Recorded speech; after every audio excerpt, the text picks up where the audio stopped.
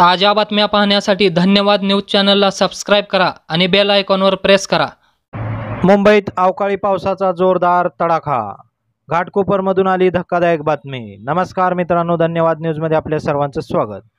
मुंबईत अचानक आलेल्या अवकाळी पावसामुळे प्रचंड मोठी धक्कादायक घटना घडली असून घाटकोपरमध्ये असलेल्या एका पेट्रोल पंपावर महाकाय असे अनधिकृत 120 स्क्वेअर फुटाचे होल्डिंग कोसळून सुमारे 100हून अधिक गाड्या आणि 100हून अधिक नागरिक याखाली अडकले असल्याची भीती व्यक्त केली जात आहे। आतापर्यंत सुमारे 35 जणांना वाचवण्यात यश आले असून त्यांना राजावाडी रुग्णालयात दाखल करण्यात आलेलं आहे। सदरची घटना ही अवकाळी पावसानंतर आज दिनांक 13 मे 2024 रोजी घडलेली आहे।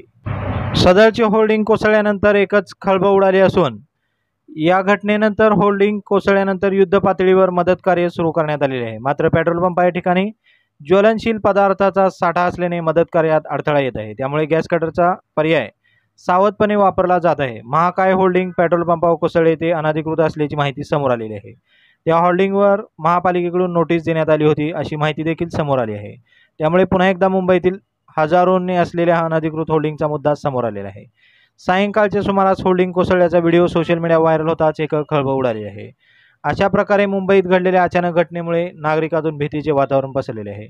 या महाकाय होल्डिंगमुळे सुमारे 100हून नागरिक या होल्डिंगखाली अडकले असल्याची भीती व्यक्त केली जात आहे। सुमारे 35 लोकांना यातून आतापर्यंत बाहेर काढण्यात आले असून रुग्णालयात दाखल करण्यात आलेले आहे।